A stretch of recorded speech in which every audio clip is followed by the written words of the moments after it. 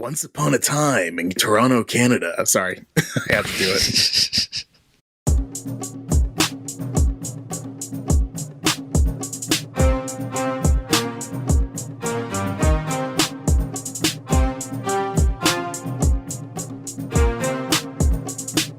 You're listening to Rookie Pirate Radio, the official anime and manga podcast for InBetweenDrafts.com. I'm John Negroni. And I'm Travis Hymas. And today we have a returning guest with us for an all-new anime roundtable where we will be discussing Scott Pilgrim Takes Off. And Travis, since you're so much better at introducing guests than I am and just generally make them feel welcome, why don't you do the honors? Well, today we have here the effervescent editor of the In Between Drafts game section, the balance to the rest of our madness, the one and only Evan Griffin joining us here. I wouldn't call it balance to the madness, but I certainly add something to it. Hi, hello. You put the effort in effervescent. Effervescent. Words. Welcome, Evan. We're so glad to have you here. First time you and I are on Rookie Pirate Radio together. But you've guested on Cinemaholics a few times before, and but that was ages ago, as we were talking about before we started this whole thing. But yeah, welcome back to Rookie Pirate Radio. How you doing? Good, thank you. I am. I've been on Rookie Pirate Radio once before. I am a prospective routine listener, but I am in the midst of my One Piece catch up. But I will say as little about that as possible because I think we're working on something else with that. But that's me. I'm coming in, and I am a Scott Pilgrim doobly-doo, and so we're here to talk about things and stuff. But wait, Evan, you're a video games editor at a media website. What would you know about Scott Pilgrim in terms of... once upon a time, people would say Scott Pilgrim versus the World is the greatest video game movie ever made. I don't know if I particularly agree with that, but right, actually, you know what? That's a pretty low bar, isn't it? Okay, mini 10-second rant. Everybody who's just like the video game curse, the video game movie curse. Like you can't adapt a video game into something. Pokemon. The anime is an adaptation of a video game, and it's one of the biggest cultural phenomenons of all time, and people pretend like it doesn't exist. Pokemon, the first movie, was the highest grossing international film in the United States to release until literally this week when Godzilla -1 overtook that, like 25 years later. So Pokemon's successful. I mean, you can argue its quality. Also, I like Detective Pikachu, so yeah. I didn't love that, but whatever. Anyway, he didn't love that. Anime adapts video games pretty well. Ironically, video games don't adapt anime very well usually. Yeah, that goes either way, doesn't it? Or it doesn't. Well, the lesson of that story is that everything should be adapted into anime, which is probably a good segue into. Actually, first, Travis, before we take off with our discussion of Scott Pilgrim Takes Off, I do have an email to share with you that it definitely isn't fake. So this is from none other than Jamie Lee Curtis, an established One Piece superfan, obviously. So I'm just going to read this. Dear Rookie Pirates, this is really me, Jamie Lee Curtis, and not John reading a lot of fake email for a bit. Hello. It has come to my attention that the Rookie Pirate Radio podcast community has discovered a cutting-edge new technology for correspondence on all things One Piece. However, it would behoove me not to ask if this utopic dreamscape where listeners like me, Jamie Lee Curtis, can interact with you, Travis, and the rest of the gang and friends of the show on a daily basis, and that has even more subgroups with topics ranging from anime and movies to books and which pizza chain is the best. Oddly specific, I know, but I'm holding out hope for Domino's. I promise this isn't John making this up. This really is Halloween Scream Queen and Oscar darling Jamie Lee Curtis. Thank Goda for the ability to email you and Travis so easily at rookiepirateradio@gmail.com.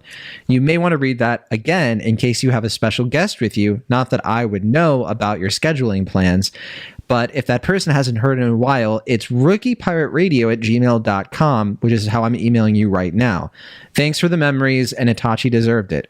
Warmest and most sincerest regards, Jamie Lee Curtis.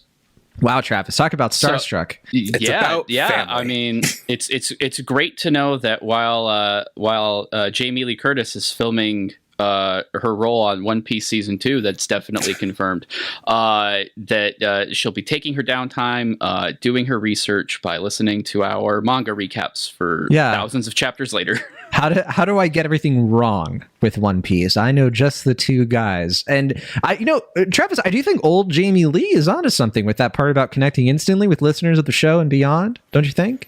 Oh yeah, it's that thing I was going to tell you about when you went on your big journey to find other One Piece fans to connect with and definitely not get COVID. And that was we have a Discord, which is linked in the show notes. Discord, of course, a wonderful little app where you can join the In Between Drafts server and get updates on our new articles. Also talk about One Piece spoilers if you're up to date. If you're not up to date, we have a One Piece channel there. But we also cover everything from films, games, music, and more. We're always hanging out in there and waiting to hear from you. Discord got me through COVID. We should have done a whole channel called John Got COVID. Yeah. And it's just me being like, I'm lonely by myself in Thailand. Be careful what you wish for. I can make that channel. Don't know. That was just Evan is a mod on the Discord, so if you have any requests, he's here right now. He's actually the one who created the server. So I am the one. I'm the one who created the server. Believe it or not, I created that server. We did a launch party for the Game Awards last year, and that's when the Elden Ring's award was interrupted by some child. And Travis and I were up until 2 a.m. trying to figure out what was going on with that child. And I woke up with COVID the next morning. It's a curse. It is. Man, that was actually really, we should do that again. Not the Game Awards. We Not didn't the Game Awards, please no. Just a party.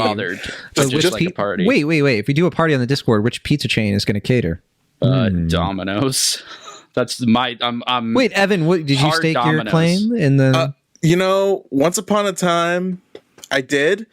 The last 2 times I had Domino's, my body rejected it. I'm not sure. I think it's going to be kind of a losing battle for either of them. It's just which one's going to be less of a problem. Yeah, so you're not picking any side. You're sitting on the fence. I mean, on a actual, like, if I have to check a box, it's Domino's. Okay, that's the box. I haven't been on Cinemaholic, so I will stake my claim right here. It's a lot easier to get, like, because I've had to like change my diet and stuff, so it's a lot easier to still be able to get Domino's on that diet with their options and recipes than it is Pizza Hut. So it's not even a competition. You heard it here first. Domino's is like Chipotle, but even more risky. Okay, that's enough. That's enough pizza Jamie Lee Curtis talk. Let's talk about this show. Okay.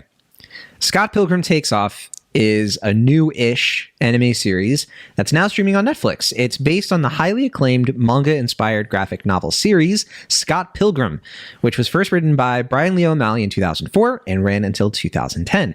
But this is no ordinary adaptation. The title isn't only different because it's a new series, it's because Scott Pilgrim Takes Off is also somewhat based on the 2010 film adaptation and notorious cult classic directed by Edgar Wright, and even features almost the entire original cast now coming into this anime as the voice actors. Taking a page from the graphic novels, the movie, even the video game, Scott Pilgrim Takes Off seemingly combines all these Scott Pilgrim mediums into a unicorn-shaped blender to tell a surprisingly fresh and updated take on the source material that goes in directions that maybe not even longtime fans will see coming.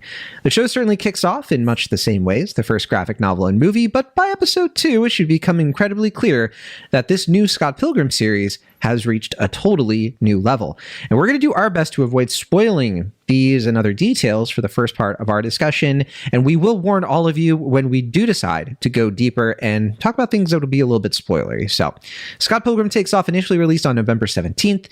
It's been massively praised by critics and fans alike. O'Malley himself co-developed the show with Ben David Grabinski. Evan, you are our player one. What did you think overall of Scott Pilgrim Takes Off? Are you taking off or taking it off your list of I don't even know what I was doing there. Something. That sure was something, John. What I would say about Scott Pilgrim Takes Off is that I was going into it kind of like without any expectations, and I was kind of one of those original like crazy Scott Pilgrim heads where I discovered it with the movie. I saw it in the movie in the movie theater like 3 times before it left the theater because that movie bombed the weekend it came out. I dragged friends to it. It came out on DVD. I showed it to tons of people, read the comics so many times, and I kind of just let it kind of dissipate for a little while for myself. And it stopped becoming my Roman Empire for a few years because I realized it was getting annoying. And I also kind of realized that a lot of people were taking the wrong lessons from it. And I feel like maybe Brian Lee O'Malley would agree with that, but I'm not 100% sure. Actually, maybe this show thinks I'm that too. 99% sure. Based on this show. So, but I even played the game. I made a lot of friends with Scott Pilgrim in different phases of my life. Is Scott Pilgrim in the room with us right now, Evan? No. I don't want him to be. I'm afraid of him. He's terrifying. So basically my point is I'd kind of let go of it, but I love Science Saru as a studio. So when I was coming to Scott Pilgrim Takes Off, it was really interest in that studio and the incredible work that they do, especially with Masaki Yuasa. So I think that's kind of where I was approaching it from. And even watching the first episode, I was just kind of lulled into a false sense of security with it. And then the show kind of took off, for lack of a better term. It really just kept impressing me minute by minute after the first episode is all I'll say from there. So that's it. All right. Glad you mentioned Science Saru. Other people listening might have watched something else from them kind of recently. The Star Wars Visions. They did, I think, 2 of those. I forget which ones, though. I think one of them was the droid one. But they did 2 of them. One of them was the twins. And then, no, sorry, that's not Science Saru. I messed up. That's Trigger. Twins is Trigger. Twins is Trigger. Cut that out. But there you go. So anyway, yeah. Science Saru, very, very great to see them here. Now, Travis Hymas, I know your new nickname these days, it's been spreading around, Kid Thunder. So I'll just go by that since I know you prefer it. Kid Thunder. Kid Thunder, what do you think of Scott Pilgrim Takes Off? Did it tick you off? No, I adored it. And I'm genuinely to give some inside baseball on our section a little bit, we did our nominees and such for our anime of the year. The cutoff for voting was the day this anime came out. I was like, by the end of the day, this is it, and anything that doesn't come out after, like Pokemon Concierge, for example, it doesn't count. And I'm really, really glad that I arbitrarily selected that date before they announced it for Scott Pilgrim, because I probably would have adjusted it just for Science Saru's sake. And I was taken aback, genuinely just enthralled with it from the moment it started. We got little previews of it where they showed that they recreated these scenes from the film, like the way that the set is set up in the film, right down to straight up inserting that really garbage poster of the lesbian kiss that Scott has in the movie, like straight up photocopying it into the anime. So I went into it like, oh my God, it's going to be like seeing that movie. And of course, just like Evan, I adored the movie. I knew about I'd actually read the comic before the movie came out, because I used to be a really big comic head when American comics were easy to read. And so for me, and my expectations for the film were high to begin with. It was exceptional. I saw it 10 times that summer because it was really formative. I just graduated high school. It really kind of sits in there. I have always adored this film. My spouse adores this film. We have a decently sized Scott Pilgrim collection, the books, the colorized versions, and a bunch of other stuff. So expectations were high, and they were met from the start. And then it only got better. There was never a moment where I thought that they misstepped or that they didn't know what they were doing, which isn't surprising because the original creators involved. But stunt casting the movie cast for voice actor roles is kind of a tricky thing. I think every single one of them stepped up to the plate. I think the way that this was presented gave them ways to explore these characters that the movie didn't afford them or couldn't afford them, really, in a lot of ways. And this genuinely does feel kind of unique in that it's a culmination of all these different adaptations of this material, without necessarily retreading that material. And again, don't want to talk too much about it right now, but that's kind of where I am. Excellent. And frankly speaking, if we could, we would have probably put it up higher on our anime of the year list. I was generally, because I came into this a little bit later. Like it took me a while to watch the whole thing. I watched the first episode, I think the day or two after it came out. And I was obviously very stoked. And I'm going to echo Scott Pilgrim versus the World. Extremely, formative movie for me. That movie came out, I was about like 20 years old. So I was like close to age of Scott Pilgrim.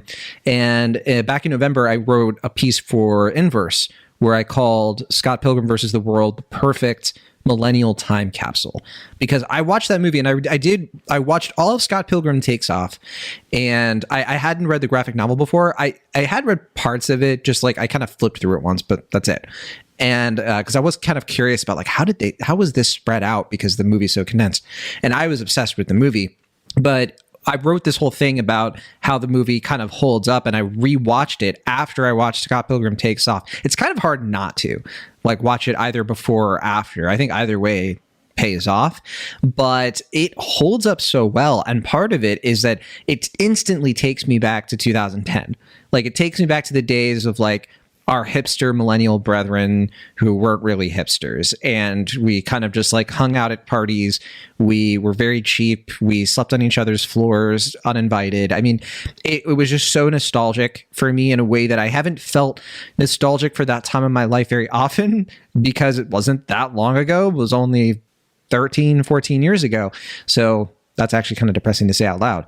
But anyway, Scott Pilgrim Takes Off is a dream come true for me. I was so excited by the end of the first episode, because I was watching it and I had this feeling of like, this is a little slow. It's called Scott Pilgrim's Precious Life, based from like the first graphic novel volume. And I was like, okay, if they're doing kind of a straight adaptation, it's got stuff from the movie, it's got stuff I don't recognize, so maybe that's more from the graphic novels.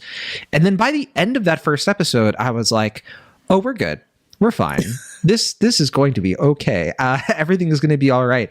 It can't be understated that Scott Pilgrim versus the World, big cult hit, because when it initially came out, I was working at a movie theater at the time, and I worked at a second run theater, a dollar theater colloquially, and I dragged a bunch of my close friends out to see the movie at the expensive theater, the first run theater, the week it came out. Big mistake. It was at the dollar theater that next weekend. It only was at first run theaters in our area for 1 week. And I suspect a lot of other places, they took it right out because it just completely bombed. And we're not here to talk about why it bombed and all of that. I mean, it was a bit of a surprise because Edgar Wright was on such a hot streak.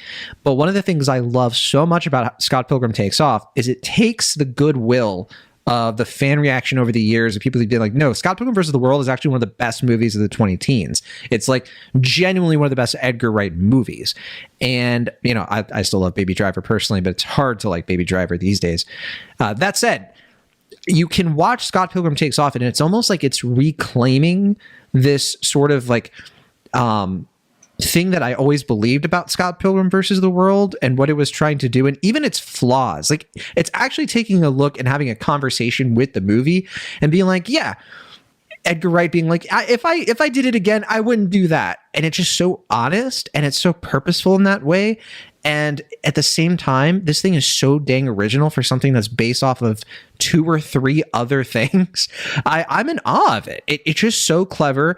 And there's a whole thing we'll have to talk about later where I might have to accuse this adaptation of plagiarism, but we'll get to that. We'll get to that. Plagiarism on me personally, by the way.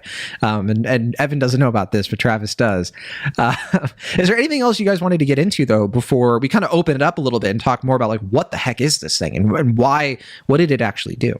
Yeah, I would love to talk about Science Saru some more. and the way that they have adapted the original comic style.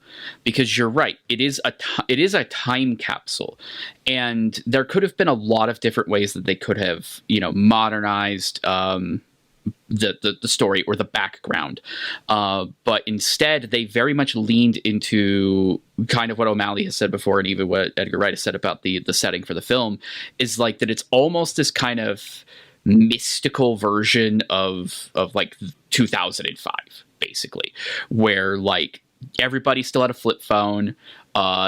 Amazon was a new thing. They make the change in the first episode to where Ramona is delivering Netflix DVDs, which is so anachronistic that like the same year this came out, Netflix stopped doing that.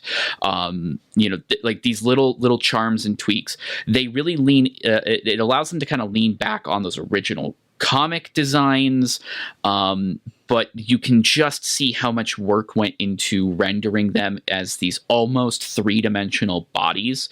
It's very fluid. There's tons of really hard tracking shots that are happening just in the first 15 minutes of the show. There's the scene of Ramona in the dreamscape, which the movies don't get into, but the comic does a lot, and the anime kind of splits the difference on. And it's her skating through effectively Scott's subconscious, and it's gorgeous. What a way to start the episode off. Like, Science Saru is kind of a studio its entire premise is experimentation. They never make the same thing twice. It's always weird. It's always with an entirely different animation style. They're often implementing new technology, and in a way that doesn't make me want to throw myself out of a window. They're always challenging themselves. It's always a new director at the helm. And in this case, they're actually adapting something that does have this really distinctive look that you can't just let go of. And they really made it theirs. I'm in awe of the work yet again. Yeah, we should mention Edgar Wright was a producer, and part of this whole thing's development was Edgar Wright being approached by someone named Jared LaBeouf about doing this back in 2018. And eventually they brought it to O'Malley, and what got O'Malley into the concept was, it could be something totally different. Something that, Grabinski in particular was like, there's a way to do this where we could say something really cool here and do something with this that's really true to your graphic novels. And here we are. And I got to say, there's been discourse or whatever about, whether or not this is anime or whether or not it's an animated series. I think the answer to that question is who cares? And the answer to that question is whatever. Which, by the way, for my money, my favorite episode in the whole thing is whatever. And it's because of the first 2-3 minutes are just some of my favorite minutes in anything that I've seen in a little bit of time. What about you, Evan? Was there anything else that you wanted to touch on before we kind of open things up and ask the people who haven't seen this to politely go away for a little bit? I feel like we may just be an echo chamber of Buddy Holly glasses at this point. But I mean, yes, Scott Pilgrim versus the World, I think Edgar Wright at its peak. I think that the work by Science Saru, like Travis said, fluidity, they're huge on tableaus and experimentation, and a little bit of less is more. And you see that in stuff like Devilman Crybaby, what they did, and even films like Ride Your Wave, shows like Keep Your Hands Off Eizouken. And again, like those were the things that I was interested in seeing come through when they did a Scott Pilgrim adaptation. And I feel like I got like a perfect marriage of their style of thing. Like certainly not like Ping Pong, but like actually, if you look at the manga of Ping Pong, you can look to Scott Pilgrim Takes Off, right? Where they clearly have a deep love of these mediums and the medium of animation and translating to that. And also, having never been to Toronto, Canada, I've missed opportunities to go, but I know for a fact that this show tried to lean more into that as well. I think that there's just a lot of care, not just from the animation crew, but from O'Malley and the co-writer, like on the actual characterization. It's the characterization for me that's the biggest takeaway for this series. Like that's really kind of the thing that blew me away, in that I didn't realize, for as much as I love the comics and the movie and the video game, that we never got these kinds of characterization notes that the series goes into. And I'm glad that we got that. So that's where I'll leave it. I've been to Toronto. Fun place. Don't go in January and have fun. It's like, oh, just like Degrassi. But there you go. Yeah, let's open it up then. And I think that, yeah, I mean, I echo a lot of that. And I just think that, yeah, part of what I appreciate the most about the animation approach is that they really didn't overdo it on trying to mimic Edgar Wright. And you really can tell if you rewatch the movie around the same time. You're like, the movie is still its own thing. You can watch the movie and it genuinely has its own kind of vision, its own style, and there's overlap, but not a ton. Like, you watch the animated series, it has its own attitude, its own vibe. It's very different. And that's why I really like that all three of these things, and video game too, so 4 things, can kind of just like complement each other and not be in competition, which I think is pretty great. But let's open this up. I mean, holy cow. We start this show with just a complete topsy-turvy, what in the world is going on? I genuinely for a second thought that I was like, oh, is this in the graphic novel? And I just didn't know that. But then I quickly figured out, I was like, nope. Like, this is just completely... So what happens, Travis? This is your spoiler warning. This is the moment. If you haven't seen it, go hop on Netflix, watch the entire thing. Once you start, you won't be able to stop. So just knock it out. Oh, it's so bingey. Come on back. We will be here. But I'm going to give everybody a second. Okay. So what happens is, as the title implies, Scott Pilgrim takes off. The anime, for people who didn't take the spoiler warning and are still listening, the anime does follow the plot from the beginning of the film to the first fight with Matthew Patel. And whereas in the film and in the comic, Scott beats Matthew Patel, the first Evil X, Scott absolutely eats garbage. Right in the, like, he is taken out almost immediately. There are coins left. If you've seen the films, if you've read the comics, if you've played the games, wait a minute, what? And then that's how the episode ends. It just leaves it as, okay, now what? And the entire rest of the series is something that just radically departs from from everything, from the source material, from movies. It's what if Scott Pilgrim died when he fought Matthew Patel? And then it's because I was watching and I was like, well, see episode 2, let's go. And it's his funeral. And I'm just like, wait, what? That couldn't have been in the graphic novel. That's amazing. And that's why every time I tell somebody to watch the show, I tell them, no, you got to watch 2 episodes.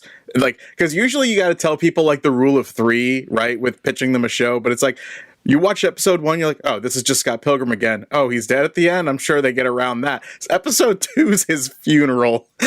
Yeah. And hot take, like literally, it took me an episode. Like it's so good at it. It took me an episode and a half before I go, oh, the title's literal.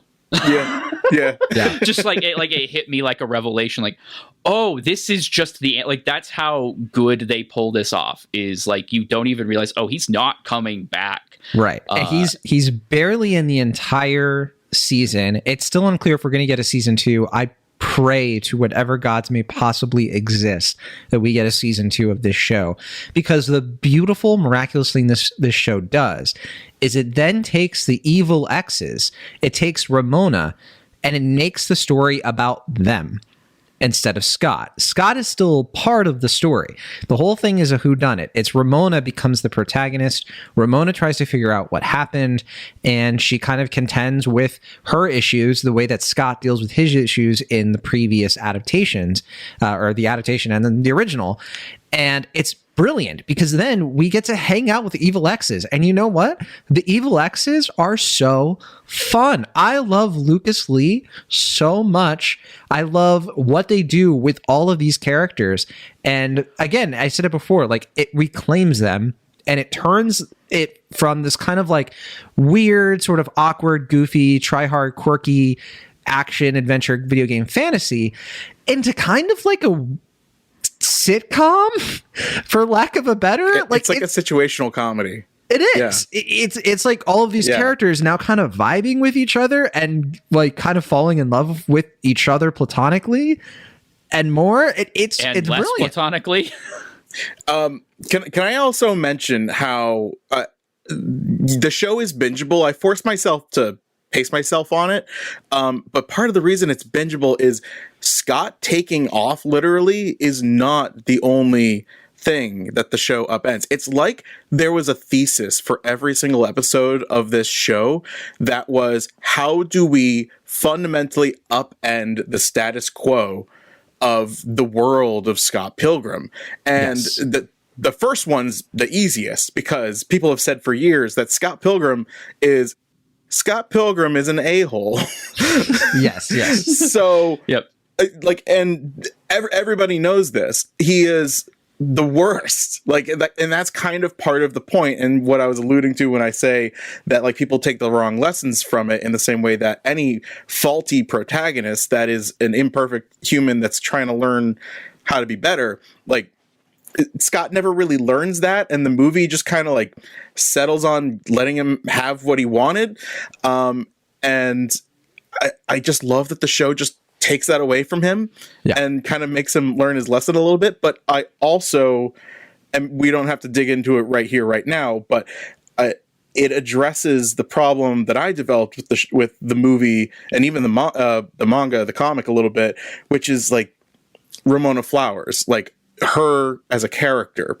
And this show finally tried to tackle, like, who is Ramona Flowers? Who is she without her relationships? And I thought it was kind of amazing that the show is about her journey of actually just kind of figuring that out in the first place. Because for every episode where it's upending something, it's mainly the crux of it is her reconciling with her exes as a means of finding out what happened to Scott in the first place. Yeah, she battles each one psychologically, which is her approach to the situation. Yeah. Yes. And you kind of mentioned it too, like it shakes things up over and over again. Matthew Patel, you know, and for reasons that make a lot of sense and bring up a lot of things of like, why would they have joined this League of Evil Exes in the first place? Matthew Patel is the true believer compared to the rest of them. And he decides he's going to fight Gideon, and you're watching it and you're like, oh, he's going to try to fight him to take over, and he's going to lose, and it's going to set the stakes, and it's going to be like, wow, Gideon is such a threat. Gideon loses, and it's just like, oh my gosh, and then it's like, that's not even his name, and it keeps doing this over and over again, where it's like, yeah, this isn't Scott Pilgrim versus the World. Didn't you see the title? It's right there. And again, this is one of those things where it's probably like hindsight has been 2020. Like being able to revisit this probably has granted a lot of deepening of who these characters really are. But where like the comic does a lot of things that the film obviously can't do, where there are entire sequences where you get to see these characters kind of interact with each other in a bit more of a sitcom-like environment. But this show completely recontextualizes that, because it's characters that have no other reasons to be in the room together. The catalyst of taking Scott out of the story, putting Ramona on this active protagonist role, creates these bubbles where characters who otherwise have zero reason to have this to be on screen together, much less have conversations, are having entire fiascos together. You bring up Lucas Lee and Gideon / Gordon. Yes, bro day, where they ruin Julie's house. It's Looney Tunes. It's Looney Tunes straight stuff. up Chuck It's Jones. So good. They watch a romance anime, and they build a half pipe in the living room. The romance anime, by the way, but there's 12 hours of backstory, had me losing my mind with laughter. So good. It's so good. And it what's great about it is it's played for laughs. Like all of these are played for jokes. The Roxy and Kim thing is a play on the Kim and Knives thing from the comic that the game uses as an attack, which is weird, but it's, and it's played like a joke, but it's not played as specifically a negative. It's not like this is a joke that these guys are hanging out. It's a joke that these people are hanging out. It's a joke that these two characters have become an item. And what does that mean? They all are revealing about these characters to help make all of their relationships seem more healthy by the end of it. So when we do actually put all of this cast in the same room together, which didn't happen in any other version of this story.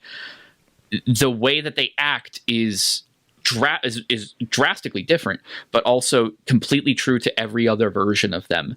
It is a balancing act that most stories cannot pull off very well. Like even when I would say they're good, there's fans that are like, oh, well, they changed this thing and it was my read of this character. You cannot tell me that like Roxy trying to like pull a friends with benefits situation with Ramona and then immediately like turning to Kim Pine and being like, hey, you want to make out? Like, is it entirely consistent with every other version of that character? It Exactly. is spot on. It's spot on. It's great. I keep going back to that, but there's plenty of examples. I do eventually want to talk about Kieran Culkin's true greatest role, which is of course that of Wallace Wells. I genuinely like Wallace Wells, the delivery of that line and the passion behind it. But I got to turn to Knives Chow since you invoked her, and just yes. the like, she still is, I think, probably the best character in the movie. And the character who I think is just like the actor, Ellen Wong, the person who just really gets that role and absolutely brings it 110% compared to everybody else. And everybody else brings it, you know, so that's how impressive it is. I was the most impressed with her as a voice actor. Like Incredible. I could tell a lot of them like really wanted to like get into it, but some of them are like, you know, screen Some actors. of them are like, yeah, I want to hang out with my friends, you know, yeah, again. yeah. But like, that was she understood the assignment when she came back to play Knives for this.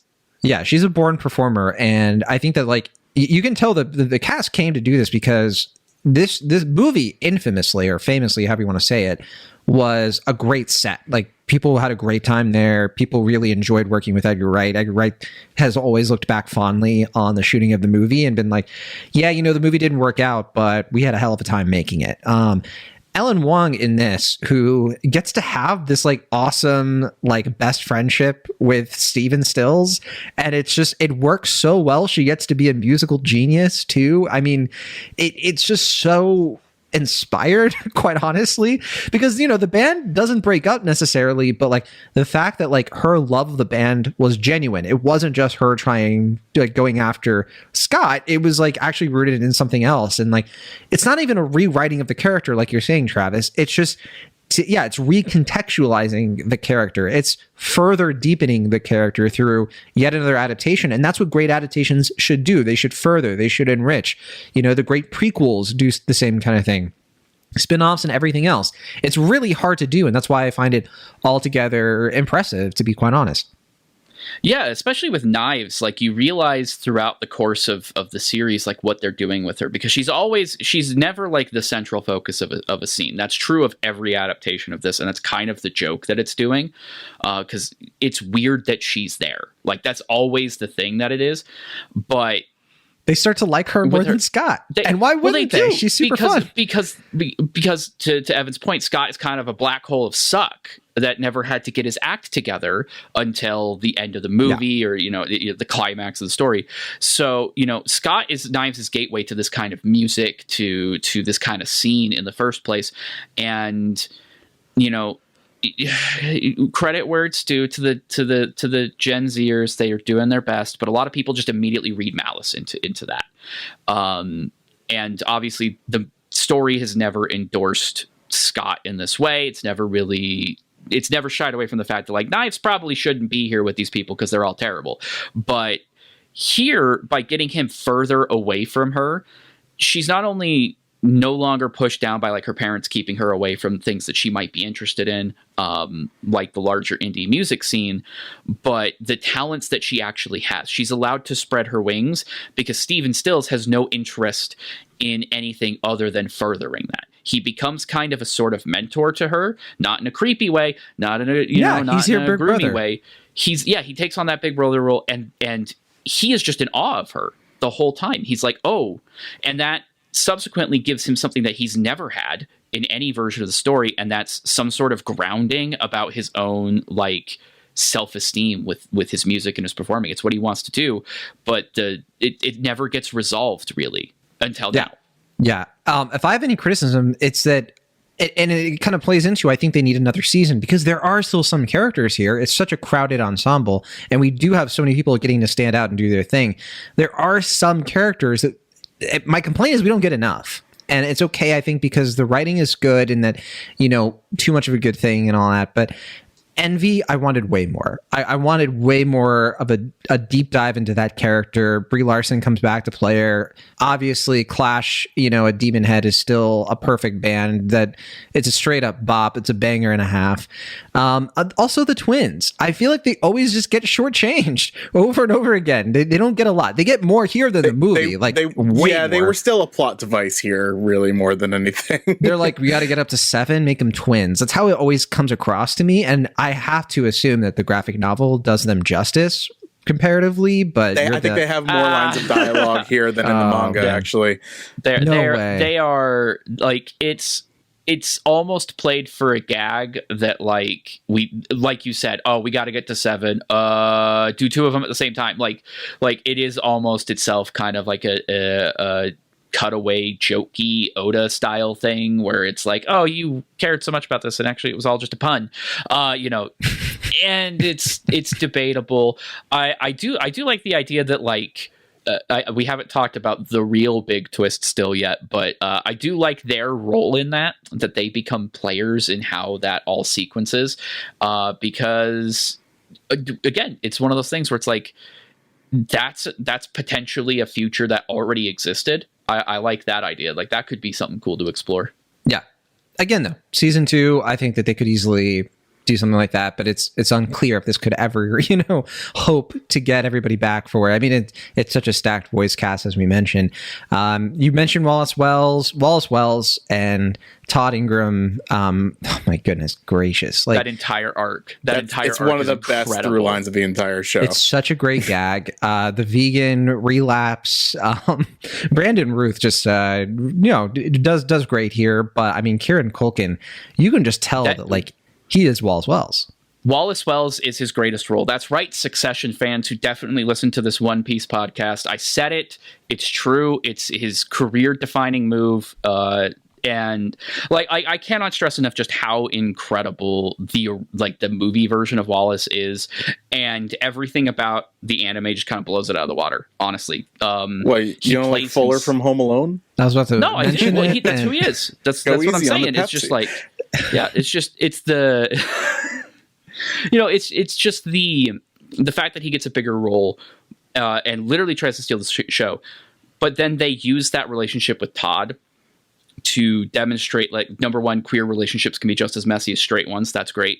But like to talk about the more thematic elements, that stuff with like sparks that happen, like what's actually special about Scott and Ramona? Well, we're going to explore that by matching up a bunch of other characters, and show you what they might see in each other.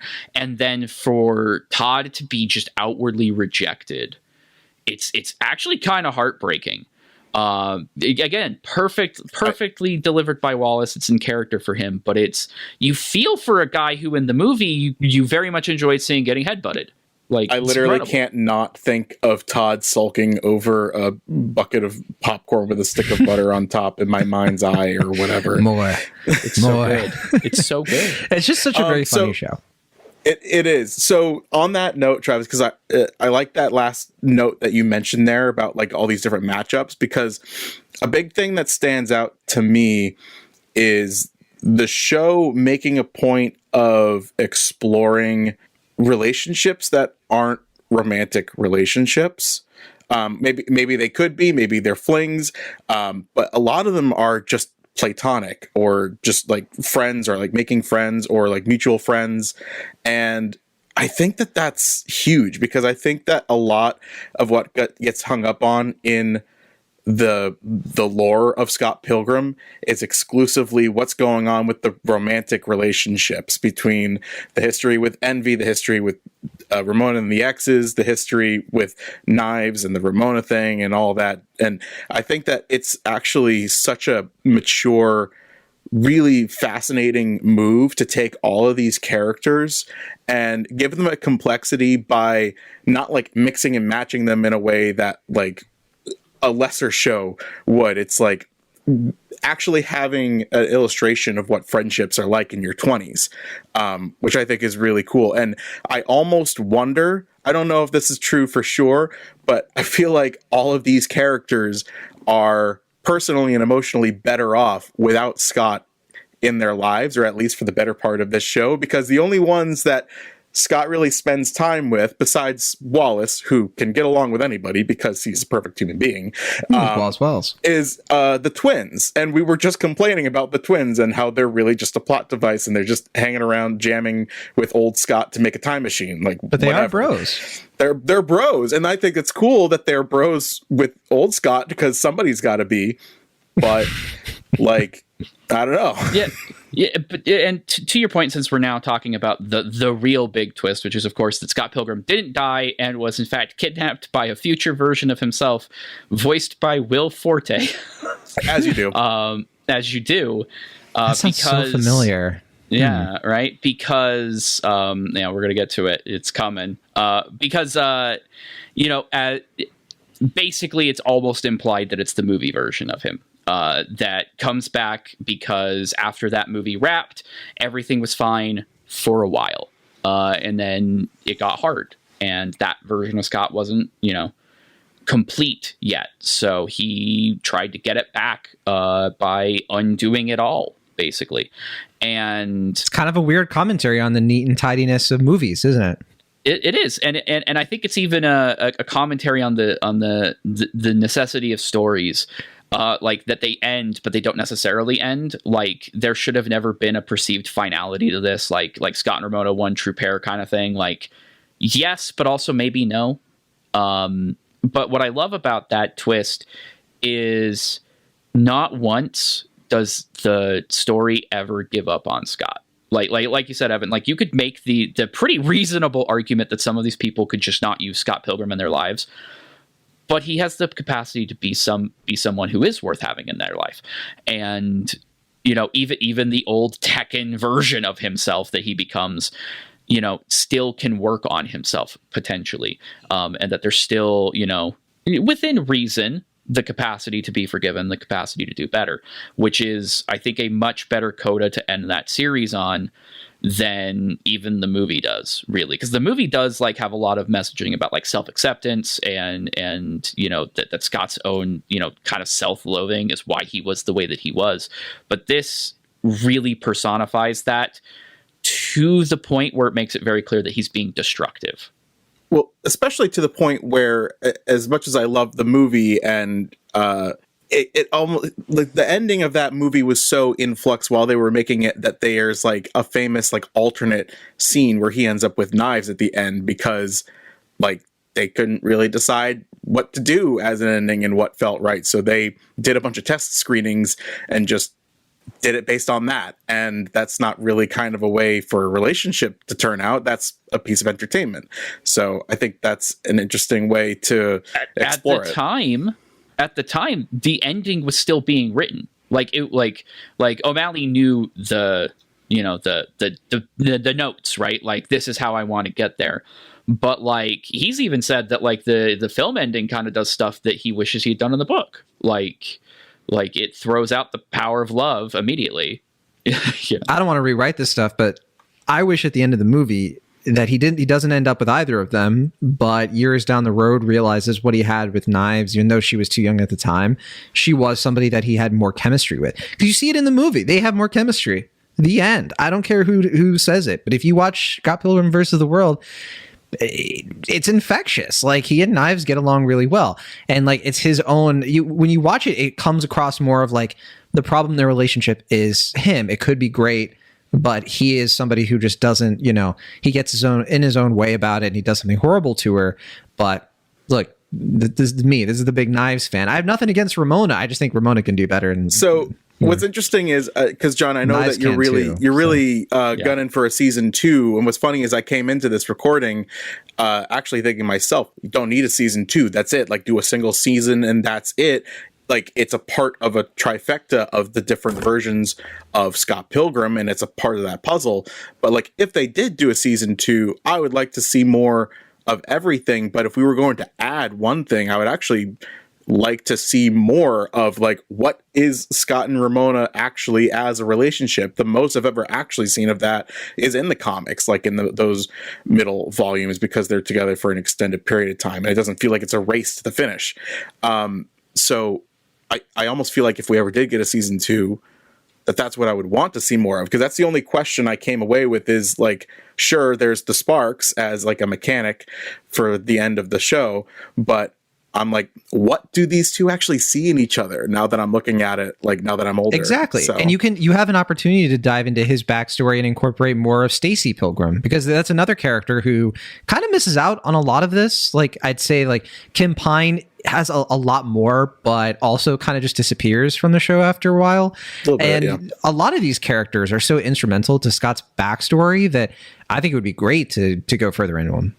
Yeah, and then you can actually see that twist, the change, the time, and like, hey, I want to be a different person. You could see him actually put that into practice and make that the struggle now. Exactly, yeah, because that's not totally resolved yet. He says like, oh, I won't turn out that way. Well, I mean, we'll see, right? But I do think that it's leaning in that direction where if the evil X's are still alive and they're like a group of friends in a Toronto sitcom where you can literally have an episode start with like the Family Matters theme, then yeah, you have like for Scott a support system that could be part of the message. He could have this kind of like building rapport with people who used to be his enemies, all that fun stuff that you want to see in anime, right?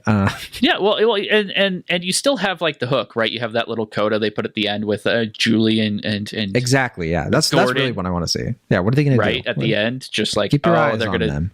I mean, keep your eyes on it. That's fun. You jest that those are things that we don't want to see in anime, but like you look at Science Saru's work and they do a lot of that, right? They do a lot of that. It is their bread and butter. Like you look at ping pong, just ping pong alone. Like sure, the matches in that are exhilarating, but a lot of what the crux of that show is the emotional connection between them. We haven't even talked about how incredible the action is in this. Yeah, I was going to say, like, to your point, this whole episode, we have somehow not brought up the fact that there is a ninja paparazzi fight with Lucas Lee on a skateboard set to the dead by the way, Kennedys. to a song from the Tony Hawk soundtrack. Yes, of course. Because the soundtrack's amazing too. But then also Ramona and Roxy getting like catapulted into like a film history other universe that somehow also coincides with the subconscious stuff that has been set up. I mean, it's brilliant. It's such good staging, such good choreographing and scene structure. I just love it. Yeah, and it's not overdone. It doesn't overstay its welcome. It kind of is used to cap off each episode. It kind of follows a really strong flow. I mean, even the animation that they recycle is incredible because it's not only good, but it makes a point because they start every episode after the first one with Ramona changing her hair because she always changes her hair, and you kind of realize that that's repetitive for a reason. I felt refreshed along with her, honestly. Yeah, I was like, it's this so is nice. good. You don't mind, and then you realize, oh, they're making a point with this, right? And it's a just ritual. It's a ritual. It's a thing that she uses as her own kind of like reset, if that makes sense. A metaphor of like going from guy to guy, hair color to hair color. Yeah. It's her own. It's her own. Not necessarily healthy coping mechanisms, right? But speaking of all of that, though, we got to get into John's cope because we cannot let this. Cope. You mean okay. We cannot let this go. Is this the thing that I don't know about? I'm going to find out about it now. So the big twist, right, is that the whole show, the whole story is set around a mystery of like this person has gone missing. In this story that references and is self-aware of a lot of other interconnected properties, right? And the twist is that the person was kidnapped by their future self in order to prevent a canon event that happens in these other properties. That's the exact setup, construction, and twist of the serial novel I wrote in 2013 and 2014. I promise I wrote this kind of fan fiction-y kind of thing called The Pixar Detective. It was the first creative writing I ever wrote, and it was called The Pixar Detective. I released a new chapter every 2 weeks. That was the big twist. I don't care. It's been out for 10 years. I don't care about spoiling it. But that's the big twist, is that the kid from Monsters, Inc. gets kidnapped by her future self as the witch from Brave. And like, it's literally the same. And I tell this to Travis, and Travis's response is, from now on, please call me Kid Thunder. My actual response was to send him the H Bomber guy plagiarism video. Obviously, it's a fluke of cosmic proportions, but okay, but is that not kind of like eerie how similar that I'm not gonna lie, John, I didn't realize you were gonna be talking about your own form of writing, and I thought you were talking about Spider-Verse. This is me we're talking about though, so it's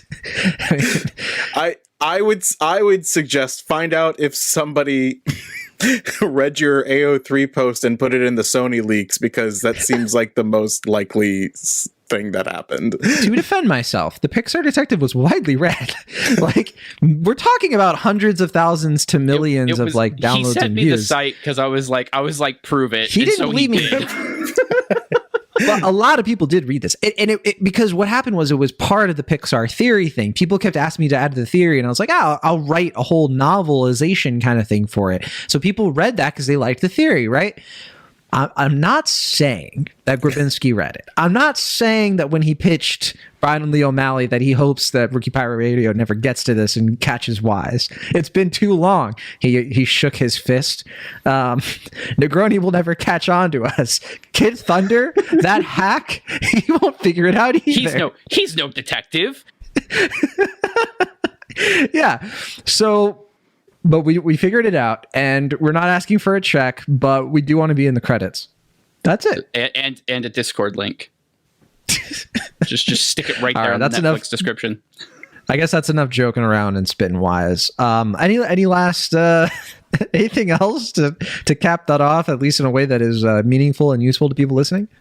My brain is stuck on Travis's Kid Thunder name, and I need a One Piece bounty poster with that name and his face on it. Oh my gosh, John is literally going to go make that now. It's never. People are going to start doing that in the Discord now. It's like 40 million berries and a Discord link. Yeah, and a Discord link. The Discord link is mandatory, right? I do want to. I'm about to like lose my thought because I got completely distracted by that. I do want to say we talked a lot about the movie cast coming back doing the voiceovers. That's great. I love it. No notes. Genuinely, I think everybody did a good job. You know, some are more attuned to doing voiceover work than others. It is what Gotta it is. shout out Jason Schwartzman and Johnny Simmons. Loved them too. Yeah, totally. They're so good. Young Neil does more in this. We could talk forever about it, but I do also want to highlight the Japanese voice cast. I didn't have a chance to check this out. Oh boy, it is stacked. It's Michael Cera speaking Japanese. No, it's actually kind of an all-star cast of folks doing like of the anime scene, doing some of these iconic characters, for this series and kind of leaning into it. I love that if you're a Power fan, for example. Like Chainsaw Man's Power? Of Chainsaw Man's Power, she's kind of like popping off. She's Ramona Flowers. And if you needed to know that, if you needed that in your life, get it. It's good. Like, it's just a talented stacked cast. Watch it back in Japanese. You've already watched it. Come back to listen to this. I might, because I'm surrounded by people that skip OPs, and I always love hanging on and letting the OP play through. And the OP for this show was really good, and I mentioned it because I kept forgetting that it's like an English-based like adaptation thing, and like all of a sudden everybody's speaking English. I'm like, oh right, Scott Pilgrim. What? This isn't just another anime. So I do want to kind of shout out. I just saw that the voice actor for Scott Pilgrim is Hiro Shimono. That's Dabi from My Hero Academia. So Indeed. What a fun little and also Zenitsu from Demon Slayer. Wait, so it's kind of perfect, right? Kind of a perfect in between for him. Which we can't say anything about because Evan's here. But yeah. I don't know who that is. I assume it's a One Piece character I haven't gotten to yet. Imagine the GARP panel. You know the one. Got it. Forget it. Forget I said anything. All right. Well, if that's it, boys, I think that this was a very productive conversation about a cheesy video game anime with really good jokes. And I mean, we could shout out a lot of people. A lot of great directors were behind this. First episode, Abel, the animator Abel Gongora directed and wrote this one. And yeah, I mean, it's just a treasure trove, this whole thing. We can't recommend it enough. And I want to rewatch it. It won Best Animated Series for Critics' Choice. Happy to say that I took part in that, and I'd do it again because I really love this thing, and surprisingly so, because look, for Best Anime of 2023, that was a tough call just for me, like looking back on this year, because this year has been full of great stuff. And I know some people in the Discord are probably wondering, well, first of all, is Jamie Lee Curtis going to be a guest? But also, when's Jujutsu Kaisen Season 2 going to get its own thing? And you're going to have to ask Travis. He's the one who keeps delaying it. Well, can you John blame has him? To stop John has to keep to keep yelling at me a little bit more. I needed to process get it out of my grief and trauma before we. Evan, you want to come back? I have finished it. I did watch Season 2. So you want me to come back for a funeral dirge? Sorry. Wow. Oh man. Yeah. Just let me know. We gotta get it in soon though, so John can go look at. I told him he had to stop following Usher on TikTok today because Usher's I cannot believe that we are recording an anime podcast on the day that Usher committed a crime of anime. Crime and you look, for me, Jujutsu Kaisen Season 2, sure. Okay. But you know what's been on my mind? You know what I'm going to be reading after this, because it's all the rage? That's right, Solo Leveling. And as somebody who reads the light novels, I'm so stoked because the adaptation is very good. And wait, Travis, does In Between Drafts have episode recaps of Solo Leveling by the editor-in-chief of the website up on the site right now? Well, John, now that you mention it, we sure do. We have the first 2 episodes reviewed and critiqued by our fearless editor-in-chief. We're also covering Delicious in Dungeon week to week. Our unflappable Kayla Chu is covering that because she's a huge fan, and you can tell in her reviews. I love the cooking puns already. We're in for a treat. So be sure to check those out. Yeah, Allison Johnson and like Kid Thunder, she's of course Sister Master, as everyone knows, Lord Sister. But yeah, that'll do it. And Evan, don't worry, your nickname's coming. It'll probably be an inside joke or Easter egg reference to the Pixar Detective, on sale now for free. But thanks so much for listening, everybody. It's time for us to take off. And we do have another One Piece chapter. And Travis, wouldn't you know it, I have the raw scans right on my desktop ready to read tonight.